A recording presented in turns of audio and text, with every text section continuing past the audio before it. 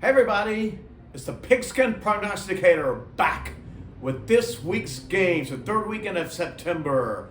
The Pigskin Prognosticator is PubClub.com's college football expert telling you not only what will happen, but why it happens. It's not about all these X and O matchups like you see everywhere else.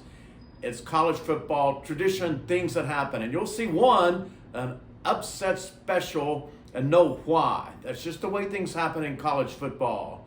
Okay, this is modeled after a Southern hero, Leonard Postoses of Leonard's Losers. Okay, you ready? The Pigskin Prognosticator for September.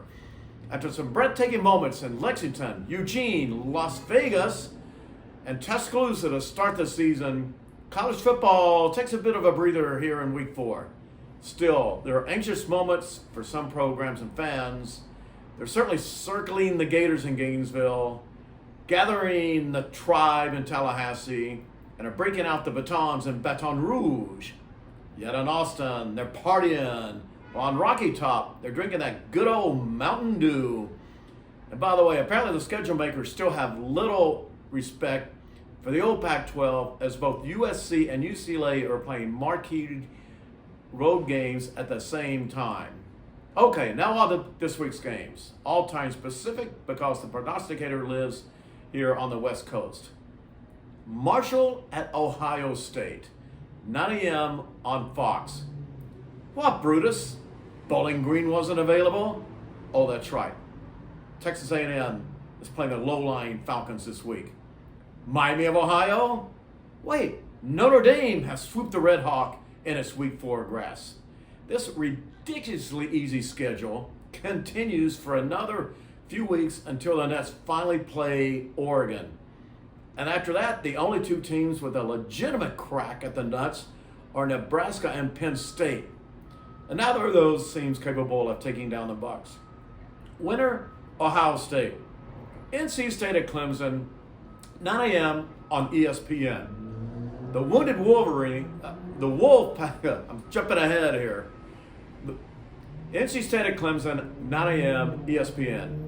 The Wolves didn't pack much bite into the recent game with Tennessee, and while they face a less ferocious team in the South Carolina Felines, they still don't have enough offense to cause panic in Death Valley.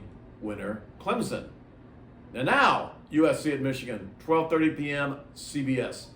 The Wounded Wolverines are looking to the Big House to provide some shelter from the invading army from the West Coast in a matchup that is more suited to the palm trees of Pasadena than the aspens of Ann Arbor.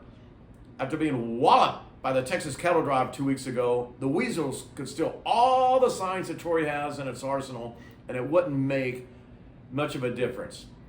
Only mistakes and turnovers from the visitors can save Big Blue in this one.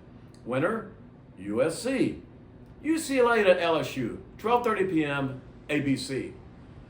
The Brian Kelly Bashers were about to let Mike the 7 out of his cage to chase down the former Domer coach until a boneheaded South Carolina penalty bailed out the Bengals last week in Columbia. This week, the Felines host the battered Bruins from the West Coast in what they presume will be an easy feast. However, the visiting Trampolines have a history of bouncing back up after bad defeats and traditionally do tend to get up for big non-conference games on the road. Winner, UCLA. Miami at South Florida, 4 p.m. ESPN. The Hurricanes, who've been blowing as a Cat 5 this young season, will find out if the misnamed school, South Florida's in Tampa, not actually South Florida, is for real or it's all bull, well, you know what. The Cyrus took the Crimson Tide deep into the fourth quarter and will either subdue the Canes when they make landfall or get blown away in the process. Winner, South Florida. Tennessee at Oklahoma, 4:30 p.m. ABC.